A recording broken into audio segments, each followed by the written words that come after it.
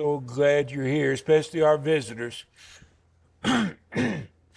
We have a special gratitude for our visitors. We're glad you're here. We're glad you're listening. I hope what we talk about will be profitable in your spiritual walk toward heaven. Before I begin, though, I need to make an announcement. For the next 2 months, July and August, I'm not going to be in the pulpit at all. We've got a lineup of preachers who will be filling this pulpit during that time. It wasn't fair to stick it all on Ronald, so we spread it out over different people. But there'll be different ones coming in. Ronald will be getting hit a couple of times, I guess. I don't know how many times. I haven't seen the schedule.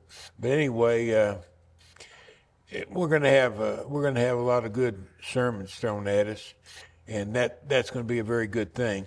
I'm going to take off for July and August. I need to increase my rehabilitation a little bit.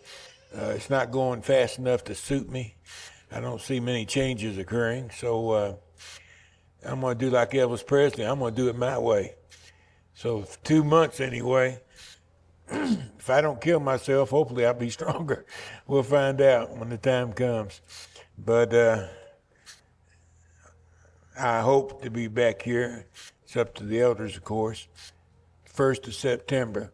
But you take a long leave like that and people say, boy, it's kind of nice that guy not here.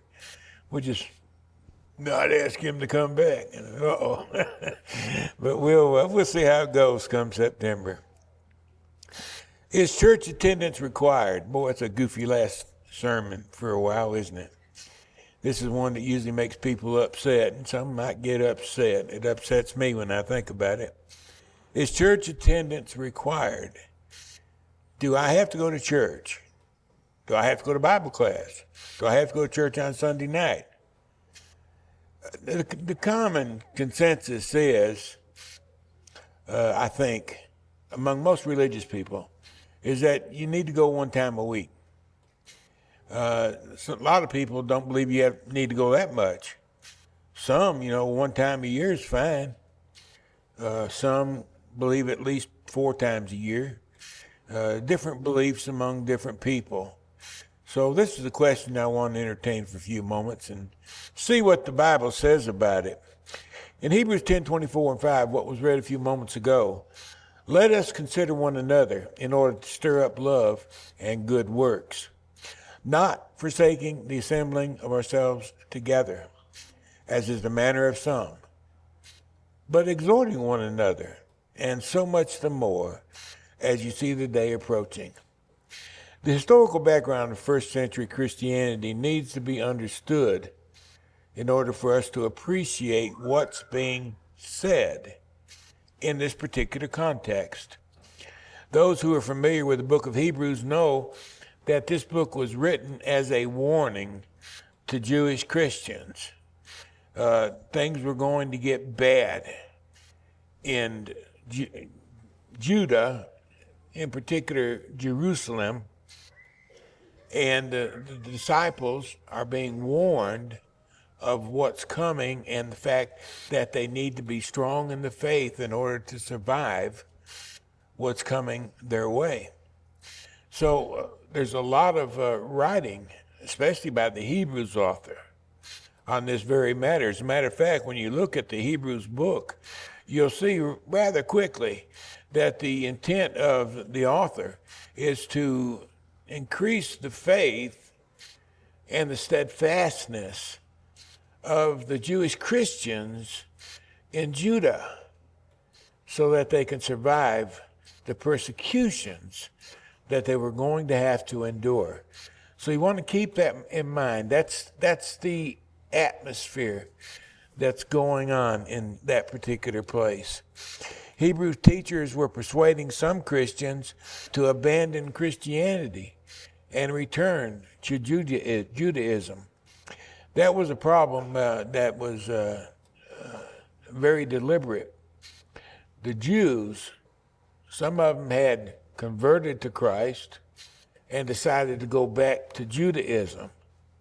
And then, of course, there were many who never converted to Christ in the first place.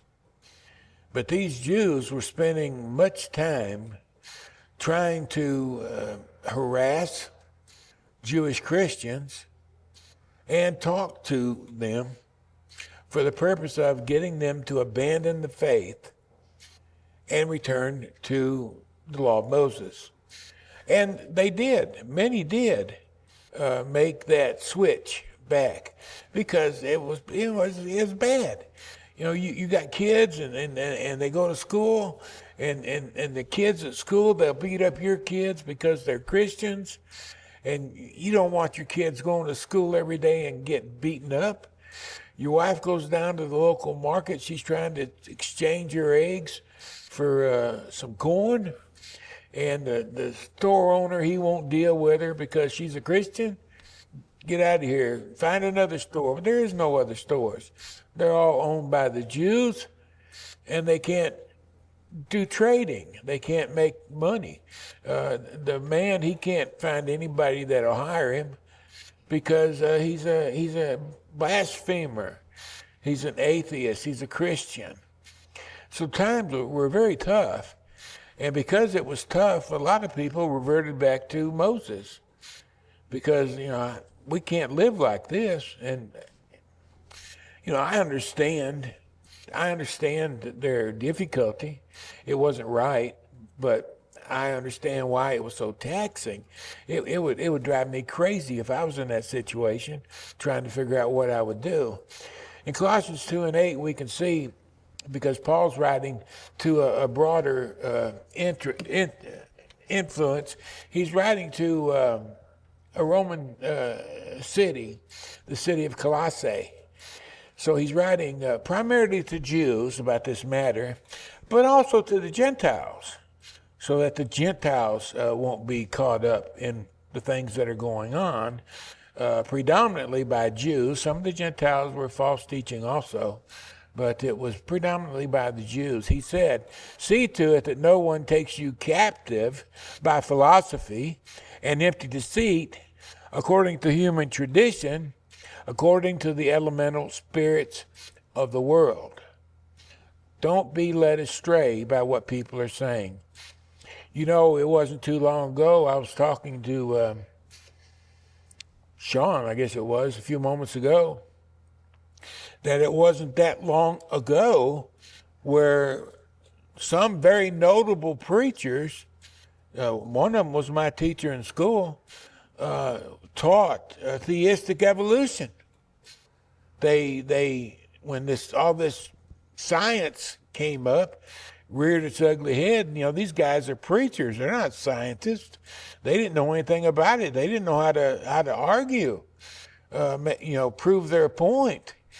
And a lot of them kind of rolled over with this theistic evolution notion that is, you know, God created times or days. A day might last 1 billion years or something. Then a second day might last 1 billion or whatever number they gave it.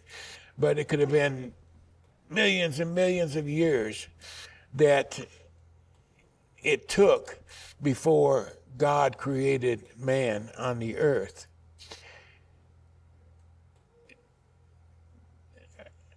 I can't believe they actually believed it, but they had nowhere to go. The scientific community, which is supposed to be all the geniuses, they said we come from monkeys.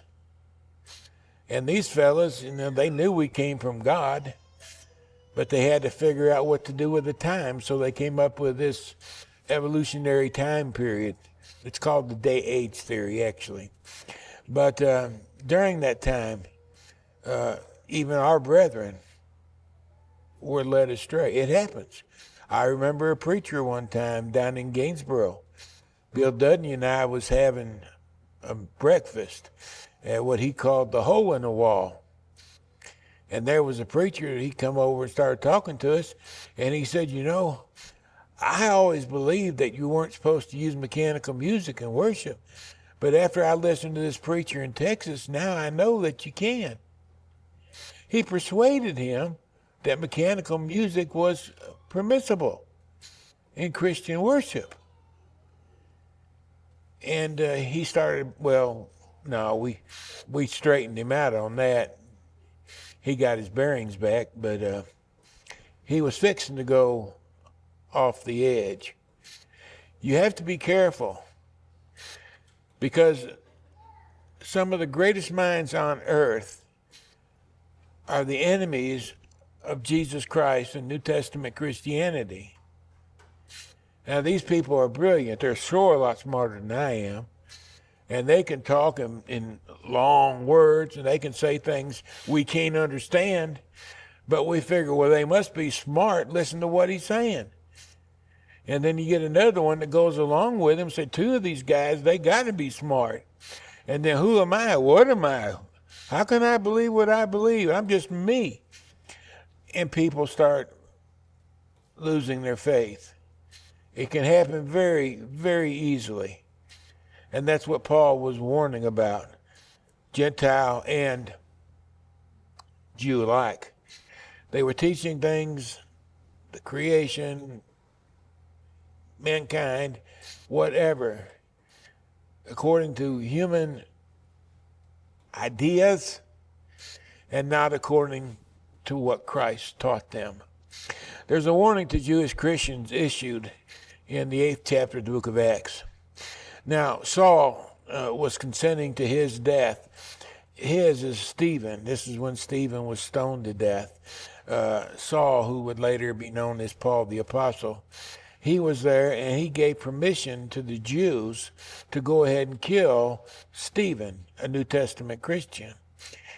Saul was consenting to his death. At that time, notice, at that time, a great persecution arose against the church. It really got hot in chapter 8 of the book of Acts. And look at where it happened. It was a persecution that arose against the church that was located at Jerusalem. That's where the problem arose. That's why this letter was so critical, being sent to the Hebrew brethren, because they were going to suffer at the hands of these people more so than anybody else would, at least for a while, maybe 20 years. And then it would pretty much spread out throughout the empire. They were all scattered, the Christians were, that lived in Jerusalem. They had to leave their homes. They had to leave their bakeries. They had to leave their cows. They had to leave everything they had. They had to leave their bank account. They left with what they had on their back, and they ran for their lives. And they went off to other places and hoped somebody there would be there and help them get back on their feet again. It was a very, very difficult time. And the thing that I've always found so strange, that during this time of severe persecution, they were converting people to Christ hand over fist. They were making disciples to Christ. It's unbelievable. As a matter of fact, in Jerusalem, it got to the point that there were more Christians in Jerusalem than there were Jews. The thing was, the Jews had the political power, they had the army and everything else. But as far as the numbers are concerned, the Christians outnumbered the Jews. And yet they were suffering at the hands of the Jews. As for Saul, well, he went on, he made havoc of the church. He just ripped and roared and snorted all the way through the church. He entered into houses, and he would drag off men and women. Drag them off. How do you drag a woman off? I'd say you probably grab her by the hair of the head and drag her out of the house and throw her into a wagon or on a cart. You can see why Paul felt so guilty during his time as Christ's apostle. He had a lot of baggage he was carrying around. Therefore, those who were scattered, they went everywhere throughout the empire, and they were preaching the word everywhere they went.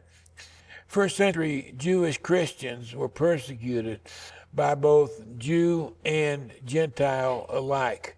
It was an open season on Christians. It was a hard time, and it would be a hard time for at least 300 years. Christians were going to suffer. It's so many historians said that the church was born in blood, because there was so much blood shed during that time period. Just in the city of Rome alone, the numbers of Christian bones, I guess, that were discovered, found in the catacombs under the city of Rome, numbered in the millions. Millions of Christians died hiding out as fugitives underneath the city. It was a terrible time, and yet the church continued to grow. Jesus himself said, "Take heed that no one deceives you. Beware that no one leads you astray," because they're going to try. They're going to try. The best and the brightest are coming at you. So you keep your antenna up. You pay attention to what these people are saying and hold on to the truth. Because lawlessness will abound over time. People will become more and more lawless. Paul wrote to Timothy later, 2 Timothy 3:13, he said, "Evil men and impostors will grow worse and worse, deceiving and being deceived." As time marched on, people will become worse and worse and worse.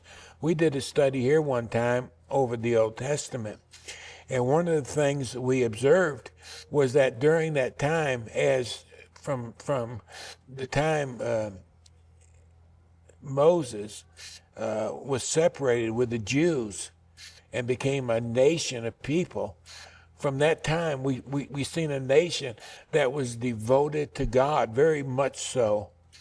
And over the years, the next 1,500 years, they depreciated all the time. They became worse and they became worse. They became worse. Sin became exceedingly sinful. And they came down to the point that they actually took and they murdered their king, the Messiah that they'd been waiting for all this time. They took him and they murdered him, which was the epitome of their apostasy. And that's one of the reasons why Jerusalem was going to come to an end shortly. And it would be shortly. About 40 years after they murdered the Son of God, they would come to an end as a people of God. Lawlessness increases. We probably noted that in our own generation. We watch things get worse and worse and worse. As time goes forward, things get worse. That's just the way it is. That's the way people are. The love of many will grow cold because lawlessness abounds, because evil becomes more predominant. Many people are just going to get fed up with trying to do right, trying to be good. Why should I try to be good? So-and-so over there, he's robbing everybody he can get a hold of. He's making a fortune. This guy on the TV the other day, he stole so many millions of dollars from Medicare. And he's living like a king. And here you are out here working, and you're paying that guy, giving that guy all that money out of Medicare. It ain't fair. It's not right. People get tired of it and say, "Well, I want to join them. We can't beat them. Let's join them." Because lawlessness will abound, because it will grow and grow and grow. The love of many faithful will grow cold-hearted. But he who endures to the end, Jesus said, that's the person that shall be saved. Got to endure to the end. These things are going to happen. You can't stop them from happening. They're going to happen. The Lord already told us they're going to happen. We know it's going to happen. Now what we have to do is make up our minds that we're going to remain faithful no matter what. We're going to stay true to the Son of God. Beware of drifting away, we're taught time and again. Hebrews 2:1. We must give the more earnest heed to the things we have learned, lest we drift away. We've got to be attentive to the Word of God. We're not here just to fill an hour. We're here for a reason. We're doing something that's purposeful. We're studying the words of God himself, and we ought to be attentive to that very fact. We need to be aware of an evil heart of unbelief. Me? Yes, you.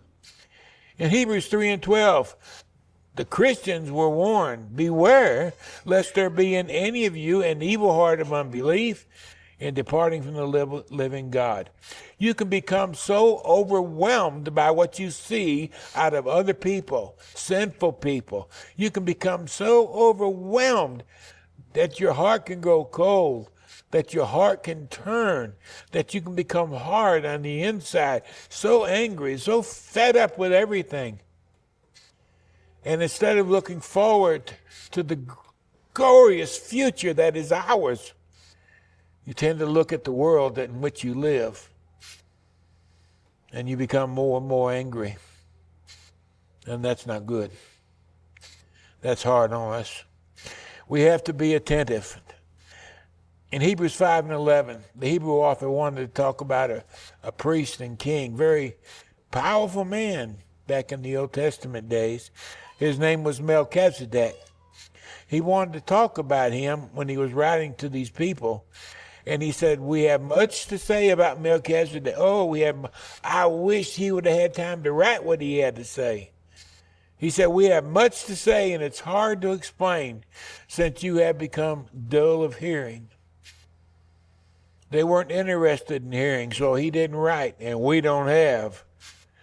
We got deprived of more information that would have been ours if these people hadn't been dull of hearing.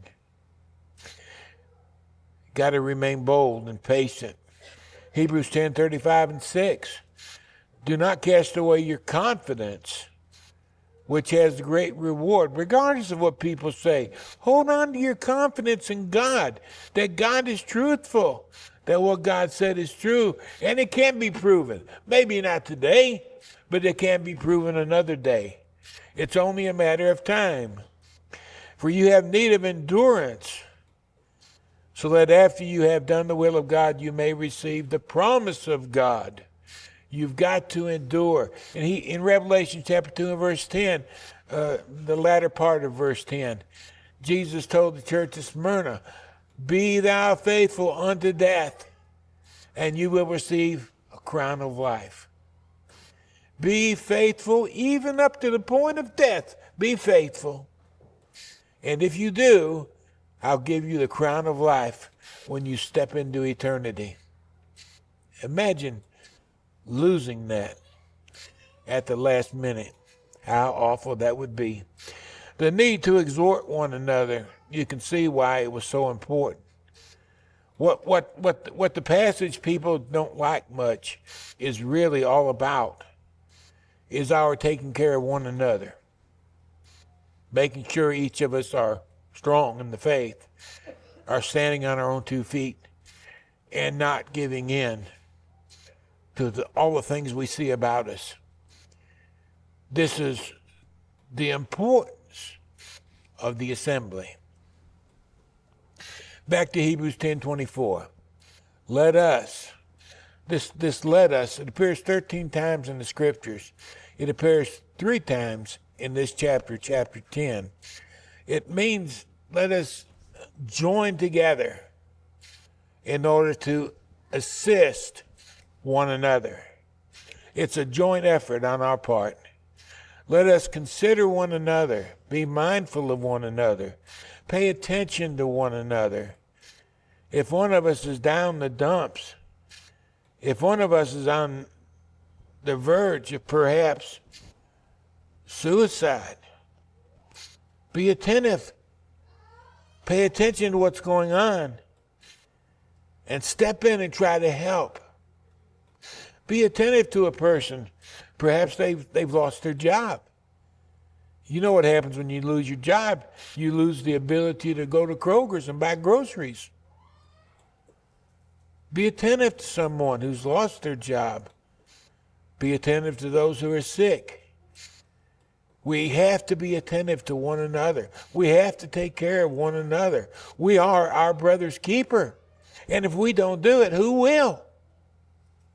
We've got to help one another. So let us consider one another in order to.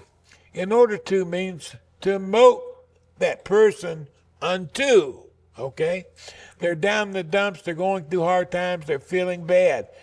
Now, your mission, your goal, your objective is to motivate that person, to stir them up in love, and in the good works, where they can do what they ought to be doing besides what they are doing. When you lose hope, you don't have anything. When you lose hope, you know, one of the most exciting days in my life, once we started having vacations as a family, was the day we decided on where we were going to do on our vacation. The reason that day was so good, it gave me something to look forward to. From the time we decided where we were going till we actually went, I look forward to that day. I look forward to being off of work. I look forward to being with my family for 1 or 2 weeks. I look forward to doing the things we would do at that place. I had something that I looked forward to that made me feel so good. Brothers and sisters, we have something to look forward to now. We look forward to heaven. I look forward, I see Mama and Daddy. I look forward, I see 500-600 people that came out of this congregation that I'm aware of, that are there waiting for our arrival. There's a prize, there's a glorious, glorious prize that's awaiting us, better than any vacation, because it's a lasting prize.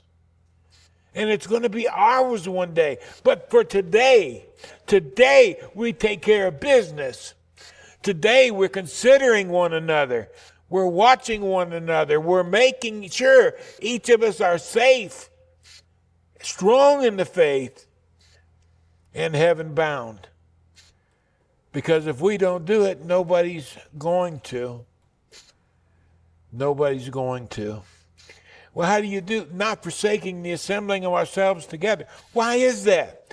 If you forsake the assembling of ourselves together, how are you going to exhort them unto love and to good works? How can you do that if you're not present in the assembly? Now, right now, I probably miss more services than anyone else in this congregation. I doubt if there's anybody that misses more than I do. And yet I've got the face to stand up here and say what I just said. I remember a time when preachers talked about this, and it was almost, if you didn't crawl into the church house on hands and knees in order to go to church and worship, you're going to lose your soul. Nothing but nothing could keep you from going to the worship service. Now, you've already seen enough, you've already heard enough that you know that is not what the author has in his mind. He's not chewing on people just to go to church. He's talking about the importance of our exhorting one another. And if we have the ability, we should be where we ought to be and exhorting one another. There's going to be a lot of times when people can't do that. Sometimes you got to work. You've got no say-so in the matter. You don't work, you don't get your job. You can't afford to lose your job. You got a family you have to take care of. Taking care of that family, that's a command from God too, isn't it? Well, what are you going to do in a case like that? You're going to do the best you can do, because that's all you can do. You're going to do things you don't want to do. You're going to do things that you have to do. You're going to do what you can to make it right. Maybe you can't go to the service in the morning. Maybe you can go in the evening. Gather with the saints and eat the Lord's Supper. Or maybe you can't go in the evening, but you can go in the morning. There's generally a way to work around some things. And sometimes there's just not a whole lot of way to get around it.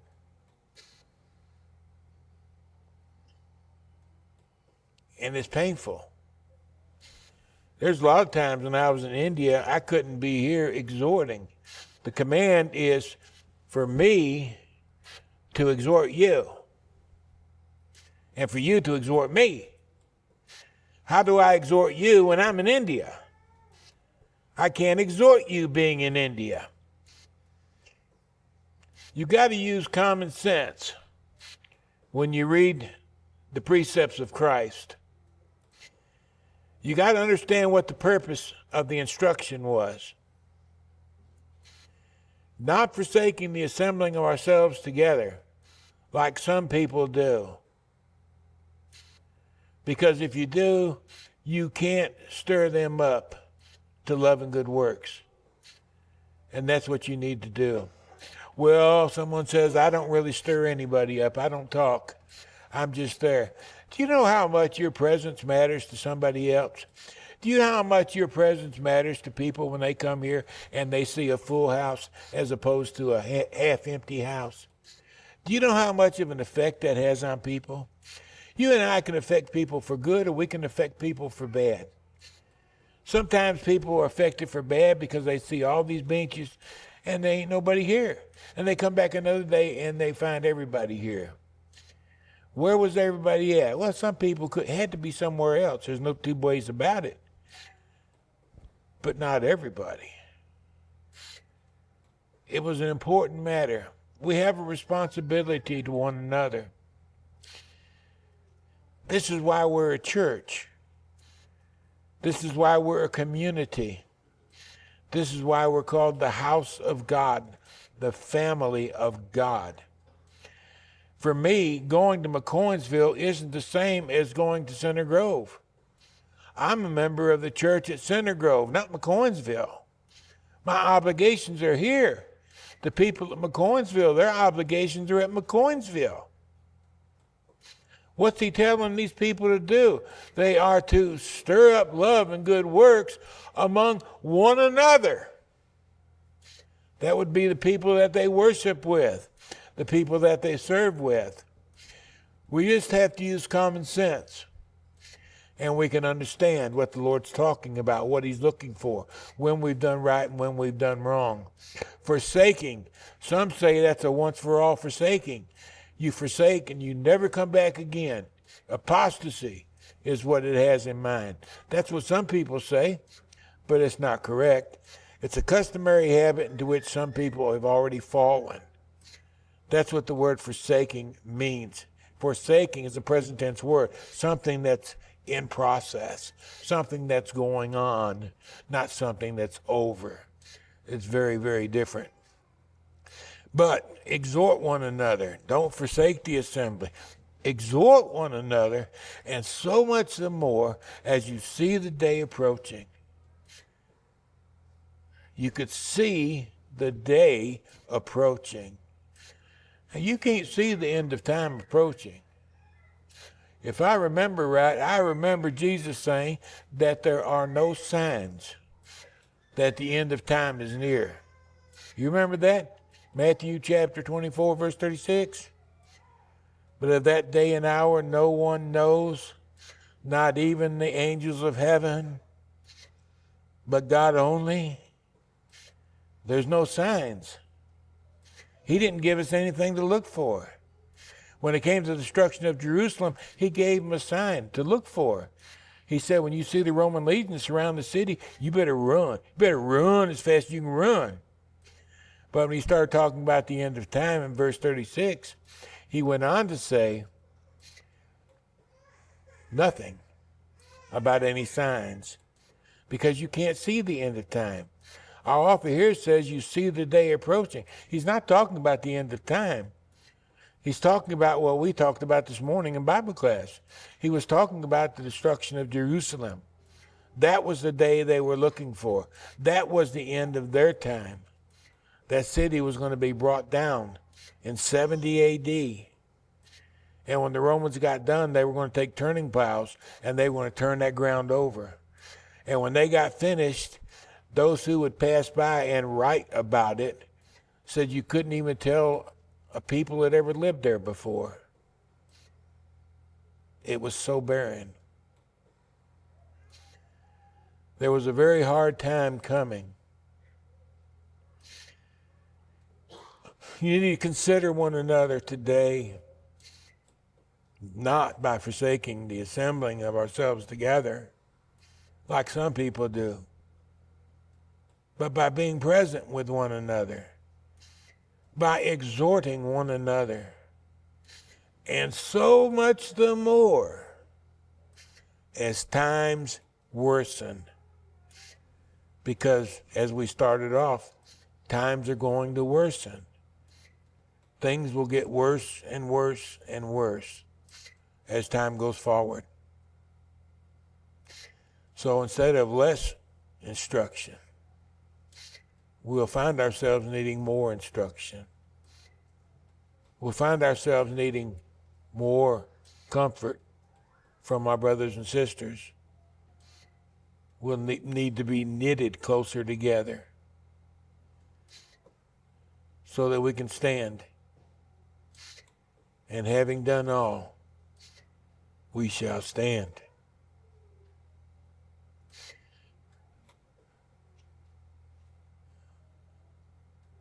Don't back up.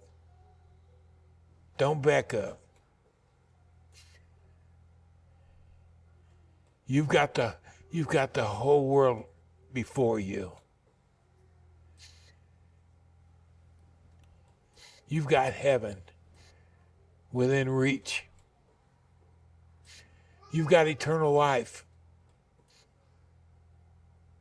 and bliss and enjoy. You've got the reunion with your loved ones. Everything good is in heaven. Don't let anybody rob you of your faith.